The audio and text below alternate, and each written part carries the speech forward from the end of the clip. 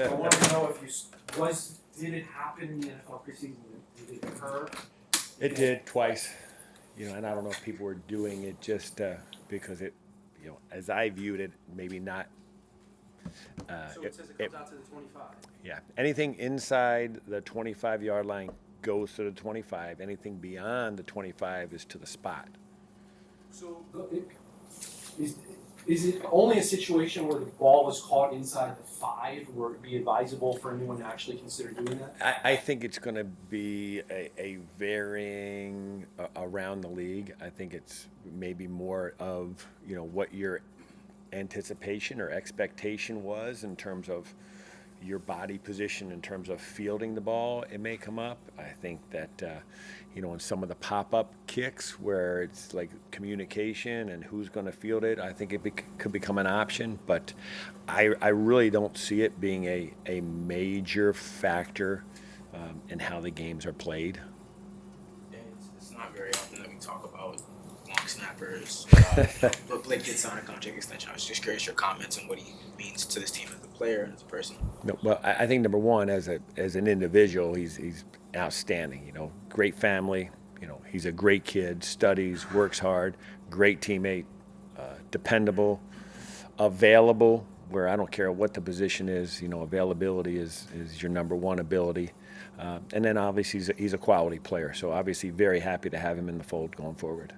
I was going to ask you about how the injuries to Crossman, obviously, out for the year, unfortunately. Bethel, we don't know his status for this week. And Elijah Campbell, how that's been impacted your special team units. Well, obviously it'll have a big impact. There are 3 guys that, are proven players. I feel so bad for Keon, and I feel bad for our group. He was a guy that has had, great production, very good special teams player, got elevated last year in an earned position to really be more of a defensive player. So we were very excited to get him back and to get him back heavily involved in the kicking game. So obviously a big blow. And then obviously Elijah and Beth, both those guys have been very good players and good players for us. So, we'll see and hope the medical stuff and they're quick healers. But, until that, Mike says it all the time, adversity is an opportunity. So, somebody else has to step up.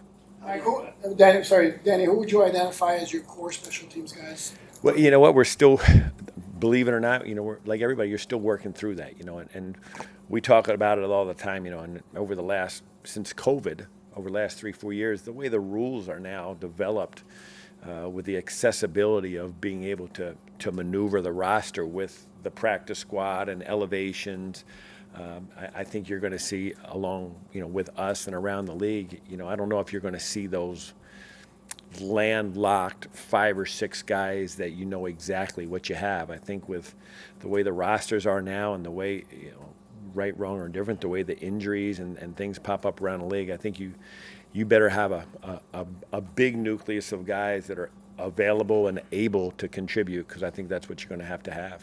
Yeah, I know you guys are using the kind of the punt tracker device that you can watch on the tablet now. What are some of the themes you're hoping to get, some of the information that you're hoping to get from that? Well, I think the biggest thing for us is it generates numbers for when we're inside. You guys see it. You hit a punt and it bangs into the ceiling, and what would have been the distance? What would have been the hang time? What was the angle of departure? Where would it have landed? So those things where you really didn't have an idea in the past, now you're getting legitimate data that gives you an idea of what kind of football you're hitting when we're inside. And what is, like, can you give me an idea of what is the spin rate and the kick velocity and hang time of some optimal punts? What are some of those numbers that you would like? I think the numbers that show you the most is when you the speed and the apex. When you look at the speed and the apex, those 2 numbers that are generated are telling you what kind of hang time and what kind of distance you're going to get. When you get those 2 numbers tied together, you know what a good football is, because we've all said it. Who wants a 50-yard punt if it's got 4.2 hang time? That thing's coming right back at you. So I think it's been great. You guys have.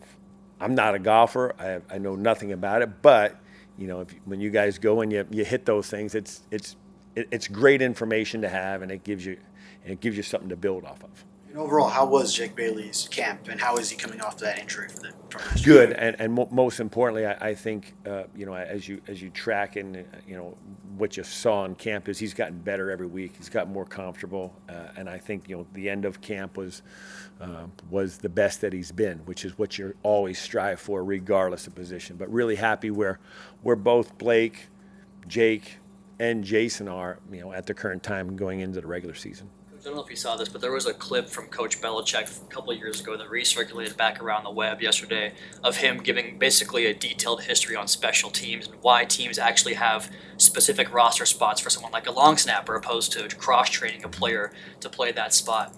I'm curious, because those guys work together in such a unique fashion, what is the importance of how that group is tight knit together? Like when you sign Blake for his new extension, how important is it to have those guys, gel together? Well, I think it's usually important, and the goal I think for everybody is to have that trio be the same trio for a long period of time, and obviously that's our goal here. We've gone through some punters, so that's has transitioned. We've had Jason and Blake together, and hopefully we can Jake's that missing piece, and we're able to do something going forward. Where he's successful and healthy and has a good year, and that ties together. Because again, when you can get those three guys working together and understanding each other, and you're not reteaching and starting over, I think it's a great advantage for the organization.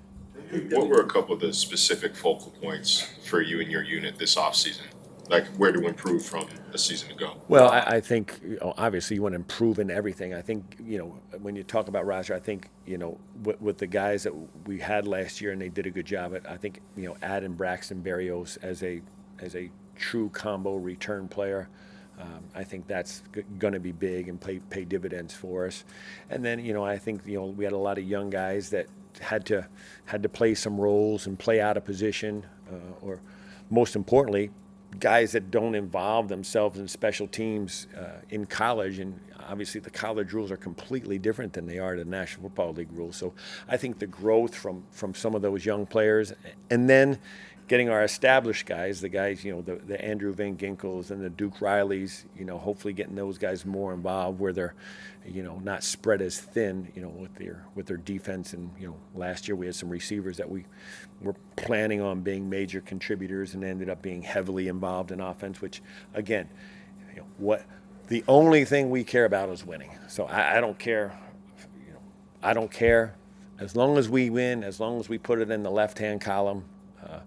I'm good with everything. The new number 9, Kelvin Joseph. Some of the guys are telling me how fast he is, and he said he's run 4.28, which is pretty good. He said he's done some special teams. Right? So when you get a new guy, do you go back to the Cowboys preseason special teams footage and/or anything he might have done at LSU and Kentucky? And if so, what did you see? Yeah, you go back to everything. You go to preseason, regular season, anything he's done in the National Football League, whatever he's done in college. He's a talented player. He is fast. He is strong. He plays physical. So, again, when you get guys, the train doesn't wait. We got a game this week, so it doesn't matter when you get them. You got to get guys ready to play. And, he's been good. He's been working hard, and he, along with everybody else, will get guys moved around. And it may take a little bit till we find our footing, exactly who's, what, where, and why. But we got a good group to start with.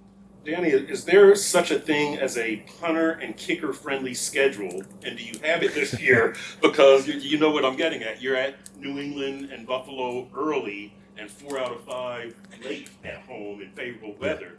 Does that make sense? Do you think about that? You know what? You think about it for a second, and you don't think about it anymore until you would get to game day.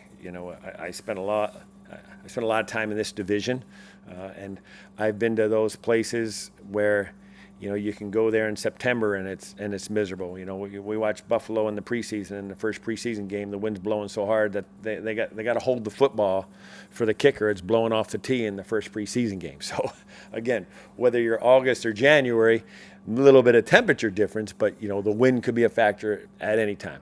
Obviously, to finish at home where we're practicing it all the time, you'd always rather have that. mellow weather. Yeah. Except last, I like that. Christmas, right? Yeah. That Green Bay game. You, So, yeah, you never know. Yeah, you never know. I think Darius Davis is expected to handle return duties for the Chargers. What have you been able to identify out of him as a rookie that looks dangerous after that preseason Yeah, touchdown? very fast. Had a lot of production in college. At TCU, had 5 touchdowns in his college career. Very fast. Likes to get to the edge. Talented player. So, we'll have our hands full. But that's the way the league is now. You look around the league and you look at the schedule. Just about, not everybody, but just about everybody has a guy that's has some bona fides, whether it's number one in the National Football League, or you go back to their college career and they've been very, very productive in college. So it's going to be a week in, a week out thing. You're going to see some very talented people.